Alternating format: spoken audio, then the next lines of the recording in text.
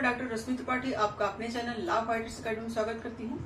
दोस्तों, आज के सेशन में मैं कोई केस लेके तो नहीं आई हूँ, लेकिन एक बहुत ही महत्वपूर्ण जानकारी को लेकर के आपके सामने उपस्थित हुई हूँ। जैसा कि आप लोगों ने डिजिटल अरेस्ट के बारे में सुन रखा होगा। डिजिटल अरेस्ट के माध्यम से बहुत ज्यादा साइबर ठगी बढ़ गई है। चाहे उत्तर प्रदेश में भी बहुत ज्यादा बढ़ गई है, चाहे बनारस हो चाहे लखनऊ हो, बहुत सारे लोगों के जो है पैसे फंस रहे हैं। तो चलिए हम लोग जानते हैं कि ये डिजिटल अरेस्ट क्या होता है, क्या क्या है, या कोई कानूनी प्रोसेस है या क्या है जो लोग इस साइबर ठगी में आ जा रहे हैं, और क्या होता है, इससे क्या बचाव है, इससे बचाव के क्या उपयोग है, और आप कहां कहां पे अपनी इस बात की शिकायत कर सकते हैं। तो चलिए हम लोग अपना सेशन स्टार्ट करते हैं। जैसा कि जो ये डिजिटल अरेस्ट होता है, कानून में इसके बारे में कोई बातें नहीं बताई गई। जैसे कि यह कोई ऐसा अरेस्ट नहीं है जो कानूनी अरेस्ट है, बल्कि यह एक साइबर जो ठग होते हैं उनके द्वारा जो है इतना ज्यादा जो है चलन में आया है कि लोग इसको जानने लगे हैं, जो कि डिजिटल अरेस्ट के नाम से है। तो चलिए जानते हैं कि डिजिटल अरेस्ट में क्या क्या होता है। जैसा कि डिजिटल अरेस्ट में होता है, जो साइबर फ्रॉड करने वाले सदस्य होते हैं आपको अरेस्ट का डर दिखाते हैं। अरेस्ट का कैसे डर दिखाते हैं? जैसे कि वो आपको क्या करेंगे, आपके घर के अंदर ही डरा के कैद कर देंगे। तो कैद कैसे करेंगे? जैसे कि वो आपको या कॉल करेंगे या वीडियो कॉल करेंगे। अगर कॉल करेंगे तो आपसे ये कहेंगे कि आप जो है कुछ कानूनी मसलों में फंसे हुए हैं, तो आपको जो है इसके लिए जमानत के लिए ये पैसा देना होगा या ये करना होगा। आपको डराएंगे, धमकाएंगे अगर आप ऐसा नहीं करोगे। और किस तरह के कानूनी मसलों का जिक्र करते हैं? जैसा कि आपका आधार कार्ड जो है गलत यूज हो रहा है, आपका सिम कार्ड गलत यूज हो रहा है, आपके बैंक अकाउंट जो होता है उसका गैर कानूनी तरीके से इस्तेमाल किया जा रहा है। और इसके साथ ही साथ जैसे कि आपने कोई पार्सल मंगाया है और उस पार्सल में ड्रग्स आ गया है, तो और या फिर एनडीपीएस एक्ट जो होता है, यानी ड्रग्स से और इससे संबंधित जो नियम कानून है उसके तहत आपको डराएंगे, या फिर मनी लॉन्ड्रिंग के लिए आपको डराएंगे। तो देखिए, इस तरह का जब भय आपको दिखाएंगे तो आप भाई कितने भी पढ़े लिखे हो, आप एक बार डर जाओगे। आपको लगेगा कि हाँ, ये सब चीजें हो सकती हैं, हो सकता है मुझसे इस तरह की कोई गलती हो गई हो या कोई और ही मुझे फंसा रखा हो।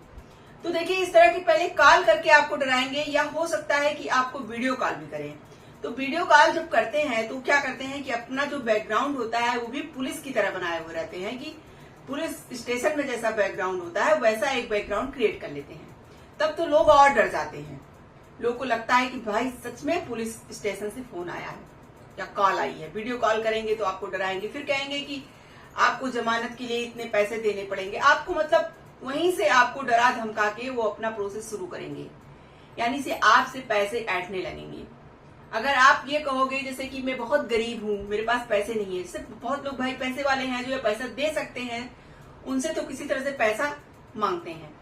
और जो पर्सन पैसा देने लायक नहीं है, गरीब है, उनको इवन क्या करते हैं, उनको लोन तक दिला देते हैं, और लोन दिलाएंगे और लोन दिला के उनको बेचारों को फंसा देंगे और वो सब पैसे लेकर के खुद भाग जाएंगे।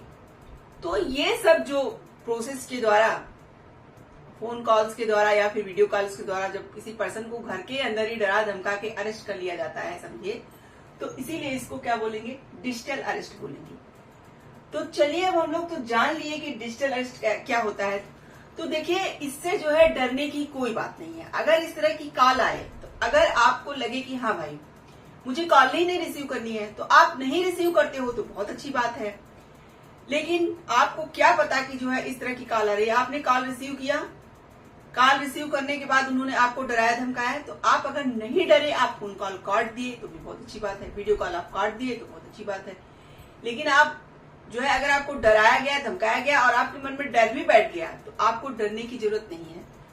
आपको जो है कुछ जो है कहाँ शिकायत करें इसके बारे में हम आपको बताते हैं। जैसे कि आप चाहिए तो अपने लोकल पुलिस स्टेशन में चले जाइए, वहां इस बात की आप शिकायत कर सकते हैं, या फिर जो है आप लोकल पुलिस स्टेशन पे जाके शिकायत करिए, या फिर 1930 नेशनल साइबर क्राइम का नंबर है, इस पे आप कॉल करके अपनी शिकायत दर्ज कर सकते हैं। या फिर आप क्या कर सकते हैं, हेल्पलाइन नंबर पर कॉल करके शिकायत कर सकते हैं 1930 पर, या फिर सोशल मीडिया का ये प्लेटफॉर्म एक्स होता है उस पे @साइबर दोस्त करके होता है, उस पर भी आप अपनी शिकायत दर्ज कर सकते हैं। ये आपको मैंने 3-4 माध्यम बताए शिकायत दर्ज करने के। अब चलिए कुछ ऐसी भी चीजें आपको बताते हैं जो कि अगर आप करते हो तो आप इस तरह के साइबर ठगों से बचे रहोगे। जैसे कि क्या आपको करना है साइबर ठगी से बचने के लिए, कि इससे बचने के लिए पर्सन को अपने जाल में फंसाते हैं तो आपको क्या करना है, अपने डेटा से संबंधित जो भी चीजें हैं उसको बहुत ध्यान से मतलब बचा के रखना है। तो उसके लिए आपको क्या करना होगा, किसी भी अनजान सोर्स से आए हुए किसी भी लिंक पर आप क्लिक मत करिए। यही कोई भी ऐसे ही लिंक आ गया अनजान नंबर से और आपने उस पर क्लिक कर दिया तो वहां पे भी डर रहता है, आपको वो पूरी हैक करके आपकी पूरी डिटेल्स वो निकाल लेते हैं।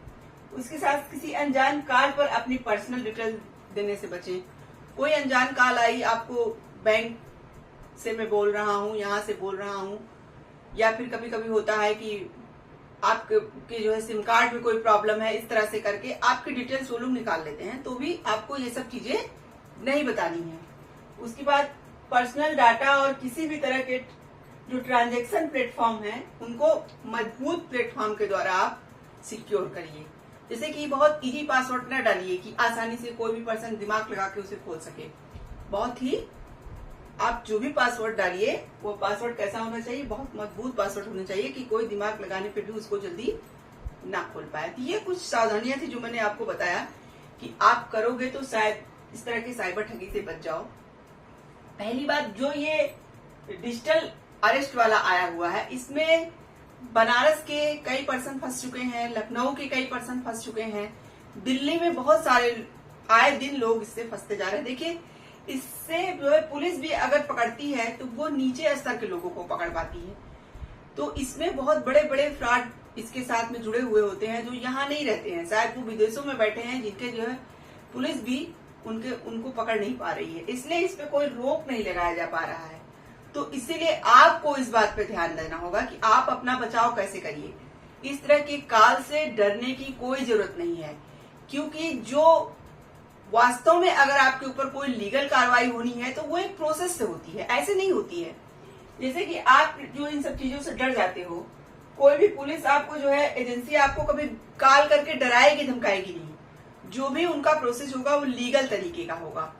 आपको कोई भी जांच एजेंसी हुई या कोई भी जो है पुलिस स्टेशन हुआ, वहां से कोई पर्सन कॉल करके नहीं डराएगा कि आप भैया ये गलत कार्य कर रहे हैं तो आप फंस गए हैं। अगर वो उनको करना है तो वो लीगल तरीके से करेंगे, जो कानूनी प्रोसेस है उसको अपनाएंगे। आपको नोटिस वगैरह आएगी, जो भी होगा तो उस सोर्सेस से होगा। तो आपको यहाँ डरने की कोई जरूरत नहीं। इस तरह के अगर आपको डराने धमकाने वाले कॉल आए, वीडियो कॉल आए, तो उसमें आपको डरने की कोई जरूरत नहीं है। अगर बार बार आपको परेशान करें इस तरह के कॉल, तो आप जो मैंने आपको ये कुछ चीजें बताई उस पर आप शिकायत दर्ज करा सकते हैं और उससे बच सकते हैं।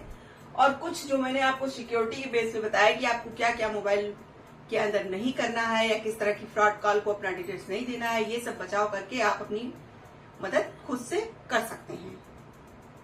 तो आज के लिए बस इतना ही। आशा करते हैं कि आज का सेशन आपको पसंद आया होगा। आप मेरे चैनल को लाइक कीजिए, सब्सक्राइब कीजिए, शेयर कीजिए, बेल आइकन को दबाइए, जिससे ऐसे ही नए नए जानकारियों और केसों से मैं आपको अवगत कराती रहूं। तो थैंक यू वेरी मच।